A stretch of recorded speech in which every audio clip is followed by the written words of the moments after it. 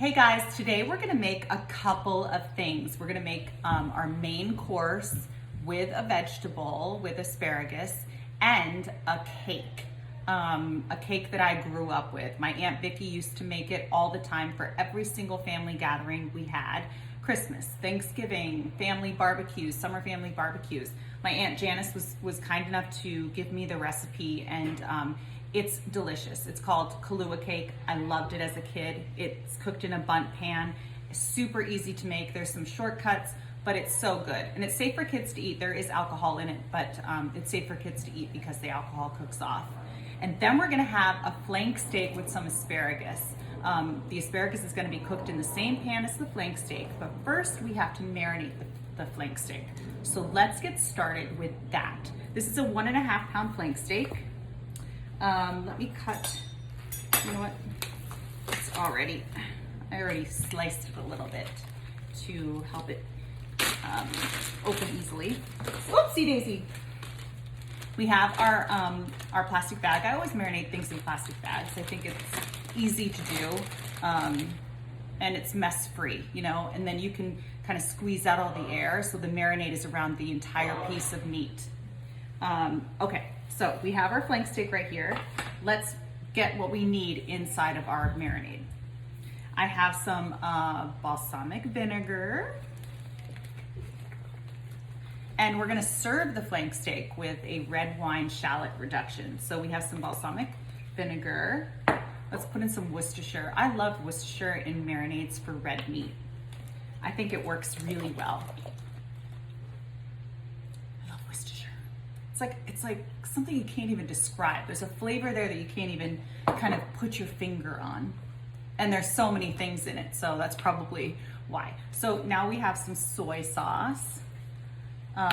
My son is super picky about food in general, but he loves his steak cooked with soy sauce and butter. So I'll grill steaks for everybody, and then I just throw his in a pan with soy sauce and butter, and he loves it that way. So I always kind of throw some soy sauce in. It makes him really want to eat the steak.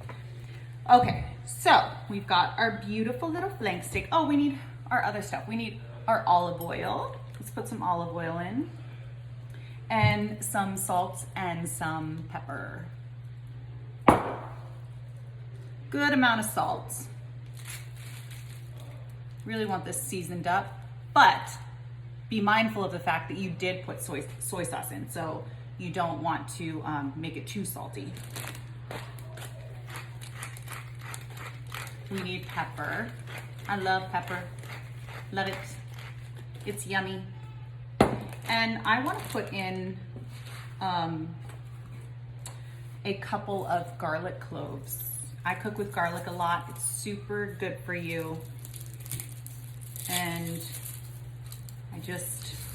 it gives food a lot of flavor, and everyone in my house loves it too.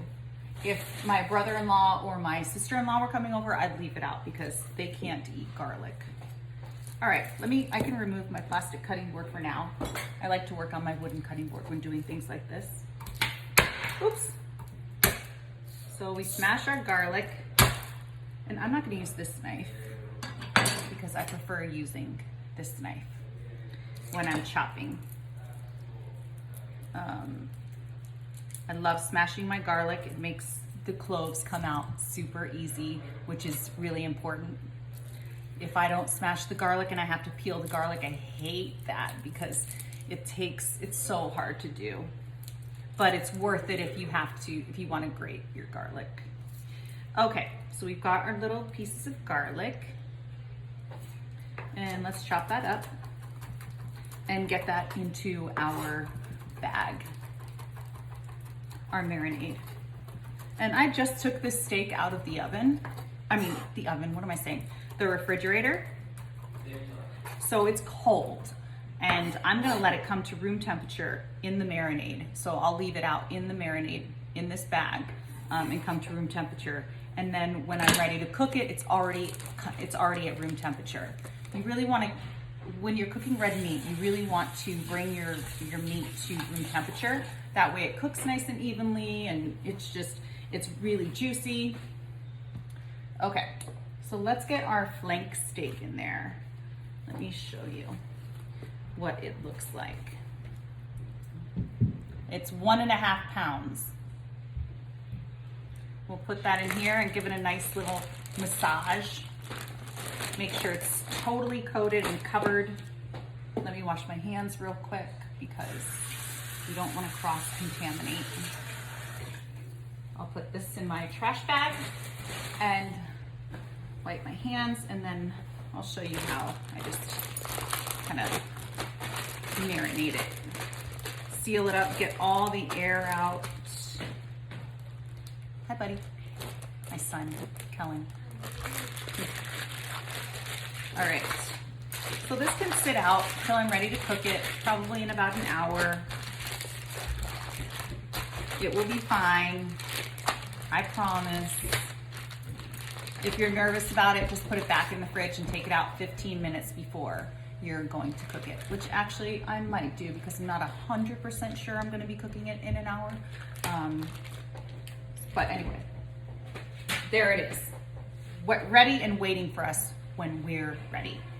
Now I'm going to make the KAHLUA cake. So let me get everything together for that, and then I will be right back. All right, so let's get to making our yummy, delicious KAHLUA cake. Thank you, Aunt Vicki, and thank you, Aunt Janice, for this recipe. Let's start off with our big bowl. And this is how easy it is. We don't even have to separate the wet and the dry ingredients. We are going to use a package of Duncan Hines yellow cake mix. So easy, easy breezy. But we're gonna doctor this up. So let's open it up. Got my handy dandy scissors here. Dump it in the bowl. And we also need a package of chocolate instant pudding. When I read the recipe, I was very shocked that this is in here, but now it makes sense because the texture is more moist and slightly more dense and puddingy-ish, if that's a word. But now it all makes sense. It's all coming together now. All right, here we go. So we've got the instant chocolate pudding. Let's put in, let's see what else is in there. 1 cup of oil. And here's my cup. I know you're supposed to use your wet measuring tools for wet ingredients, but I'm very bad about that. We'll put in 1 cup of oil with our dry measuring cup. Sorry. Okay, now we need 4 eggs. So let's get our eggs in there. I had this so much growing up and I looked forward to it because she also used to put it, Aunt Vicki used to put it on this plate and put powdered sugar on the top. Oh my God, it was so good. I just loved it. Although when I was a kid, I really loved like sweets in general. I have a huge sweet tooth. Even though I'm not a huge baker, I have a huge sweet tooth. All right, so 4 eggs, and then we only have 2 more ingredients left. My oven is preheating for me at 350 degrees right now. And it's gonna cook for 55 minutes. Okay, so we've got this, and we need 1/4 cup of KAHLUA. And here's my little 1/4 cup dry measure. And I was shocked to find out about this ingredient. I would never have guessed that vodka was in here. It's a 1/4 cup of vodka. So we'll put in a 1/4 cup of vodka. Perfect. I can smell the KAHLUA. It just really, KAHLUA honestly just reminds me of this cake because I don't drink KAHLUA. All right. So let's kind of stir this all together and make sure it's nice and incorporated. We don't even need a handheld blender. We just have to incorporate all the ingredients together.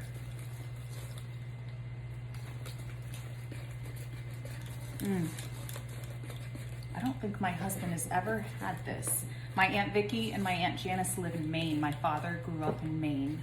He grew up in Westbrook, Maine. And I spent my summers going to Sebago Lake because I grew up in California. And Sebago Lake is in Maine, and I loved Maine. I loved it so much. I still do love it. My sister Dana, my youngest sister Dana, lives in Camden, Maine.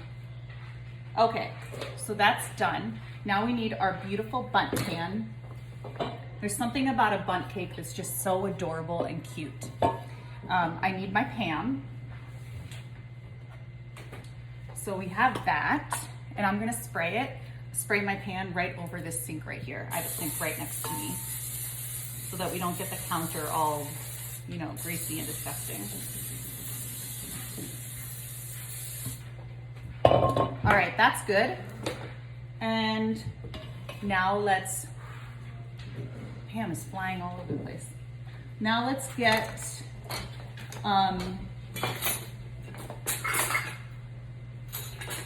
our batter into our bundt pan. Ooh, it's so thick.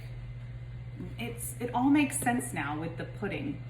All right, I'm gonna turn it and get that in there. And this batter is so thick. I can't wait to eat this. I haven't had this in years, so this is going to really bring back a lot of memories of being in Maine. Okay. Ooh, yum. It's so like thick and rich. All right, put that in our sink. Make sure we just smooth it out just a little bit. And then this is going to go into my preheated oven. My oven's at 350 for about 55 minutes, and I will show you the finished product. Hi guys, so I took my KAHLUA cake out of the oven, and I'm here with my daughter Kathleen. It looks perfect. It cooled for a little while, about an hour, because we had back to school night, a virtual back to school night for Kathleen and Madeline's school, and it cooled while we were doing that. And then Kathleen dusted it with some powdered sugar. And then we took a slice out and ate some, and it is delicious. Here. Delicious. It's delicious. It's exactly how I remember that. Like hint of KAHLUA, like just a hint. Chocolatey, just decadent, like chocolate. Dense chocolate. Yeah, right? Mm-hmm. It's really good, and it's so gorgeous. I wanted to put this on the cake platter, but we ate it. So here's what, like, if you bring it to somebody's house, this is what it will look like. I mean, it's gorgeous and it's delicious, and it's something nobody really makes and nobody's had before, probably. When we're looking at the camera, like, it looks like snow on a mountain, like back here. Yes, it does. And I love you. All right, that's it. We're gonna eat. Bye.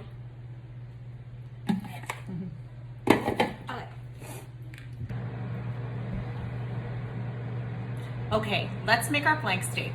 It is dinner time, we are ready to eat, and this is gonna come together really quickly. We marinated it already in soy sauce, balsamic vinegar, Worcestershire, garlic, olive oil, salt, pepper. It's gonna be really delicious and come together in like 10-15 minutes.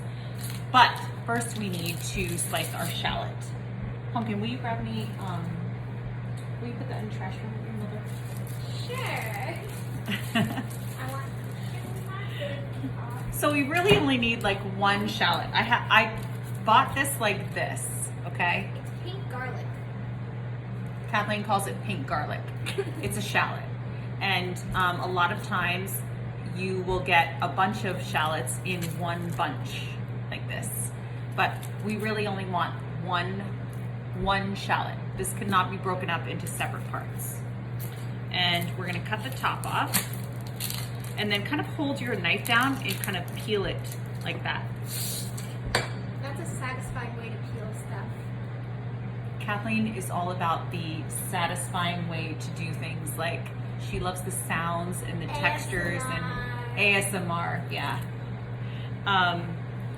So I'm peeling my shallot right now using my fingers, but if I wanted to, I could run my knife down the back and then kind of peel it off pretty easy. It looks like big garlic from the outside, but like when you peel it, it looks like a little onion. You know, that's how I would describe a shallot, as kind of a cross between a garlic and a red onion. It kind of has that, it's very mild in flavor, and it's really delicious and really pretty. It's a very pretty color, and I'm just gonna slice it super duper thin because I want the little rounds in our sauce. So you need a sharp knife for this. I sharpen my knives daily, and if I forget, I notice it. How do you notice if your knife isn't sharpened? Because then you can't really like slice into things. Oh, okay. She asked how I noticed if they weren't sharpened. I cook so much that I just notice. You've been cooking since you were like 5. Out of the womb. Okay, so my shallots are nice and sliced. They're in little rounds. I'm just gonna break them up with my fingers, and then I'm gonna bring you guys over to the stove and show you how I cook the flank steak and on the stove in my cast iron grill pan, and how I do my red wine shallot reduction for the flank steak. My eyes. Okay, we're here at the stove, and Kathleen and I are gonna start cooking the flank steak. We have my giant cast iron skillet, and then we have my shallots cooking in butter and olive oil, and we're gonna add red wine to that after in a few minutes. When the shallots start getting a little bit translucent and soft, that's when we add the red wine. And right now we're going to cook our flank steak. But let me get some fire under this. And you want to cook it pretty slowly over here while the shallots are in with the butter, because we don't want the butter to burn, right? Yeah, because if the butter burns, then It's not good. It won't It's not taste good. Okay, so what we need right here is some clarified butter, some ghee, exactly. I thought this was ghee. Oh, It is ghee. Ghee and clarified butter are the same thing. So put in like a tablespoon. I'll put in the olive oil. Okay, there. Okay, that's perfect. Back away, child. Back away. How dare you? Oh, that sound. Yeah, I like that sound too. ASMR, so it needs to be a little bit more quiet. I want to be ASMR.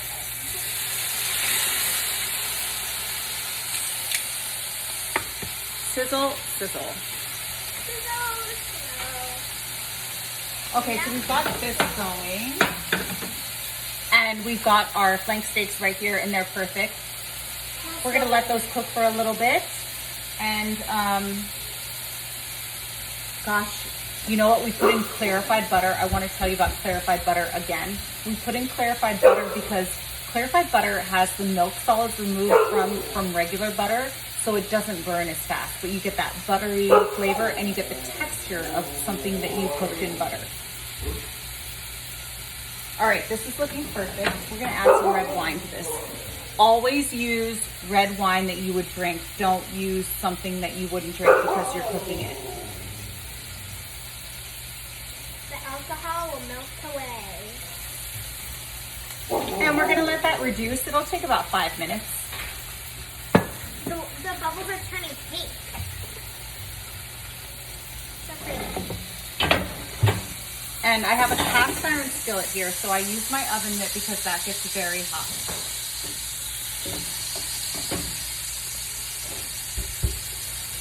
Mommy, look at the color. I know, so pretty, right? It's like a pink color. So I'll say maybe 3 minutes, 3 to 4 minutes on each side, depending on how you like your steak.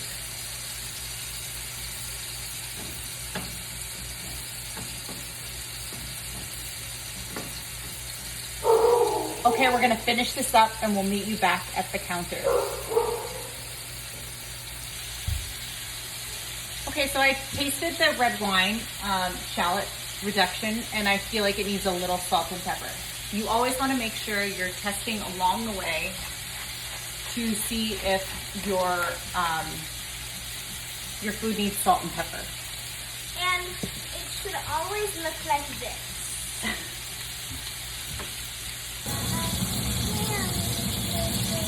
Hey guys, so while our meat rests, I'm going to cook our asparagus in the same pan so it can kind of absorb all that flavor.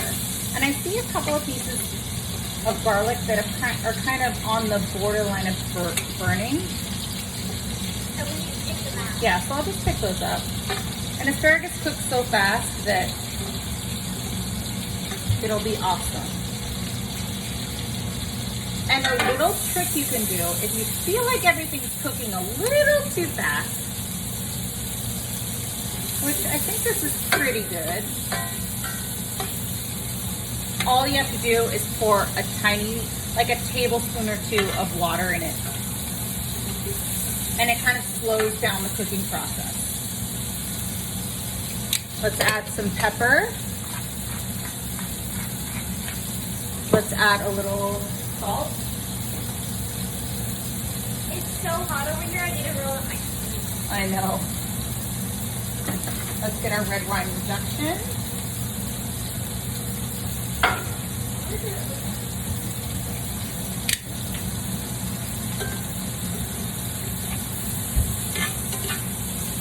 So I'm just gonna let the asparagus cook for a couple minutes and then I'll meet you at the counter. We'll plate everything up.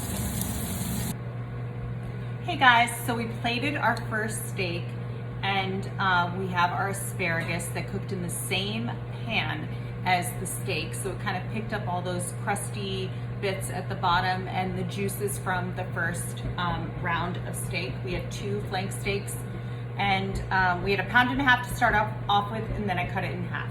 This is our second one. This one I cooked a little more well done because my youngest daughter Madeline likes it very, very rare, like super rare as rare can be.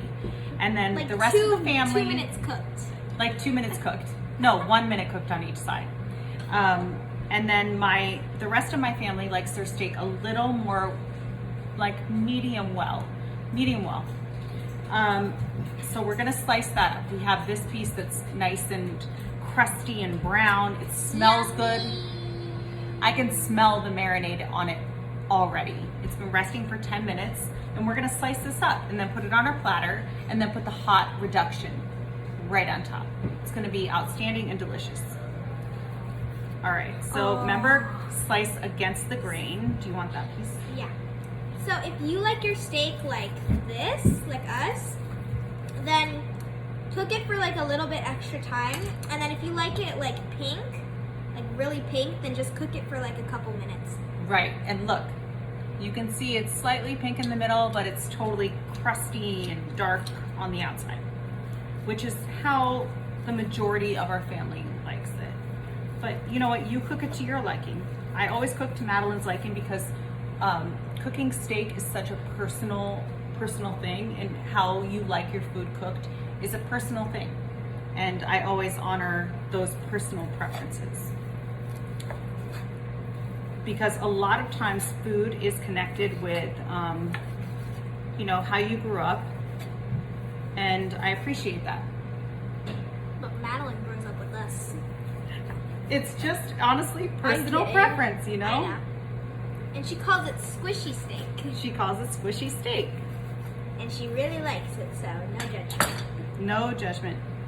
Everyone deserves to like what they like. Oh, there was a low battery thing, sorry. Everyone deserves to like what they like and not be judged for it. Right? Yeah. All right, so I can use my hands. It's for my family and my hands are clean.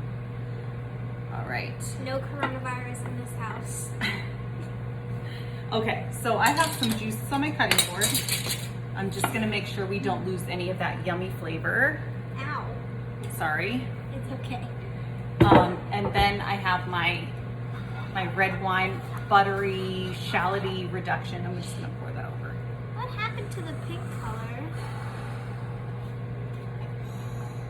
That What's looks, that noise? that is me going, I want to eat. want to Okay, and then we have our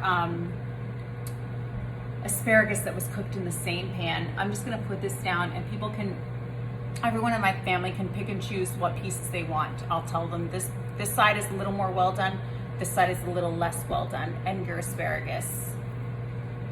I'll serve it with some crusty bread, so you can take your bread and kind of like slurp up the juices with it. What I like to do is I like to get my bread and I like to put it in soup and then eat it, and it tastes so good. We all like to do that. Doesn't everybody? Okay, so try this. It's really good.